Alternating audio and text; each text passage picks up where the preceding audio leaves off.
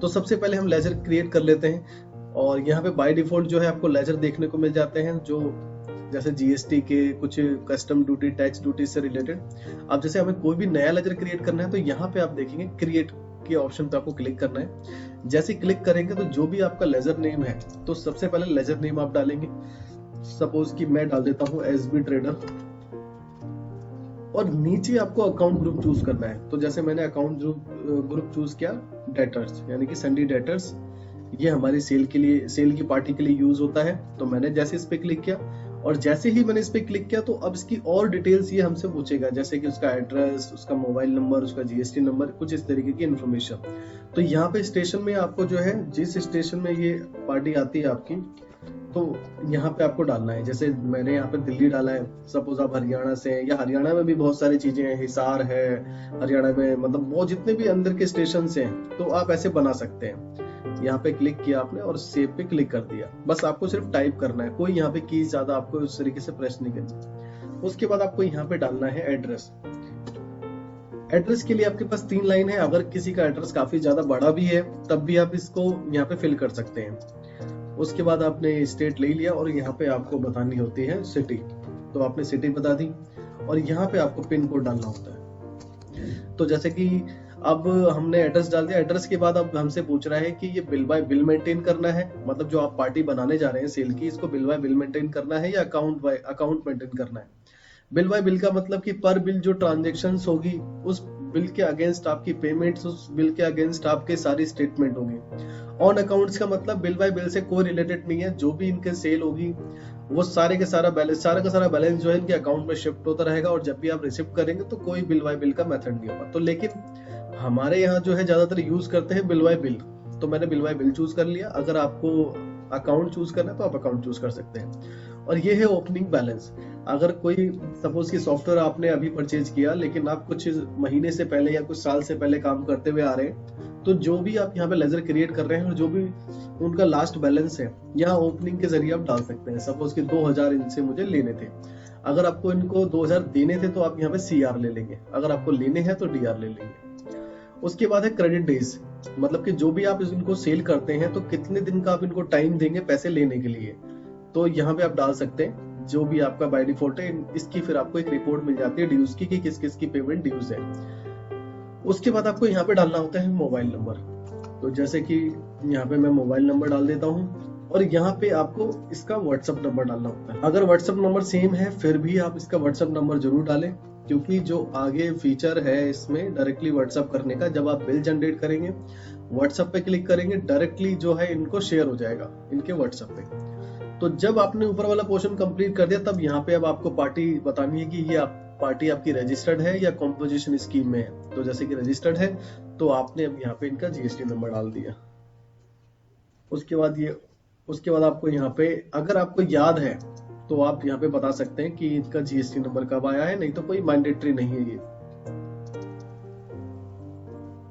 जैसे कि मैं बाय डिफॉल्ट कुछ भी डाल देता हूँ।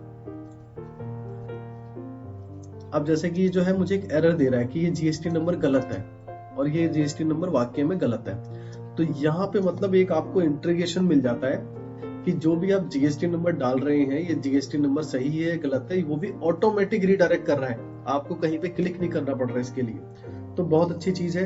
अब जैसे कि हम कोई और जीएसटी नंबर डाल के देख लेते हैं। तो देखिए, जैसे ही मैंने एक राइट जीएसटी डाला तो इसने मुझे कोई एरर नहीं दिया।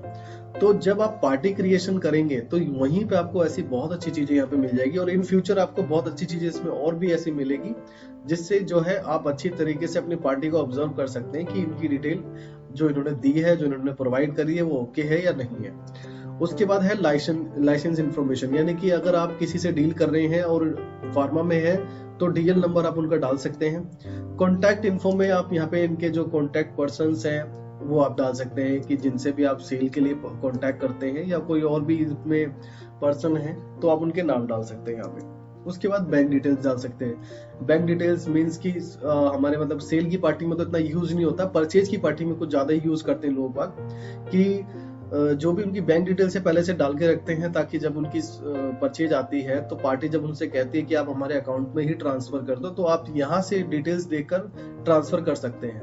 बाकी जो है आज की जनरेशन में जो भी बिल जनरेट करता है अपने बिल पे भी डाल देता है, बाकी आप अपनी डिटेल मेंटेन करने के लिए डाल सकते हैं। उसके बाद यहाँ पे आप यहीं पे जो है प्रीफिक्स कर सकते हैं कि इस पार्टी की क्रेडिट लिमिट कितनी रखनी है, इस पार्टी की जो है डीलिंग किस किस हिसाब से है, पार्टी का जो बर्थडे है या एनिवर्सरी है वो कब है। ये अगर आप डाल के रखते हैं तो ये क्या करेगा, सॉफ्टवेयर ऑटोमेटिक उसी डेट पे उनको एक बर्थडे विश मैसेज शेयर कर देगा। उसके बाद आपको जो है यहाँ पे और भी आपको दिख रहा है स्पेशल रेट, डिस्काउंट क्या रखना है, बिलिंग रेट क्या रखना है, तो यहीं पे आप बता सकते हैं इसके लिए। ये बहुत प्लस पॉइंट फीचर है। अगर जैसे कि मैं चाहता हूँ कि इसकी क्रेडिट लिमिट जो रहे वो रहे 15,000 रुपए, और 15,000 रुपए रहे, और अगर आप चाहते हैं कि बिल कुछ नंबर्स डालना चाहते हैं बिल के, तो वो भी आप डाल सकते हैं। और उसके बाद फिर मैंने यहाँ बता दिया कि अगर इसकी 15,000 से जो ऊपर की बिलिंग होगी उसके लिए इंडिकेट करे मुझे, या स्ट्रिक्टली फॉलोअप ले, या बिलिंग स्टॉप कर दे। तो यहाँ पे आप चूज कर सकते हैं, जैसे कि मैंने कहा सिर्फ कि मुझे इंडिकेट करे सिर्फ। और इसी तरीके से जो है आप इसके स्पेशल रेट यहाँ पे डाल सकते हैं, जैसे डिस्काउंट कि बाय डिफॉल्ट डिस्काउंट क्या जाना चाहिए, तो मैंने यहाँ पे 2% का कर दिया।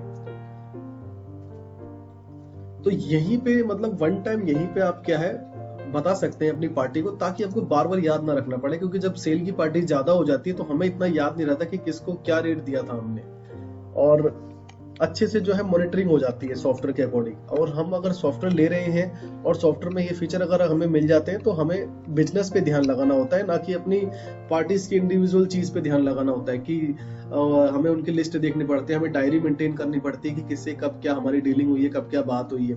तो अगर ये चीज अगर आप लेते हैं तो आपको बहुत प्लस पॉइंट मिलता है कि इसमें इतनी सारी चीजें आप जो है बाय डिफॉल्ट पहले से डाल सकते हैं, ताकि आपको इतना याद ना रखना पड़े।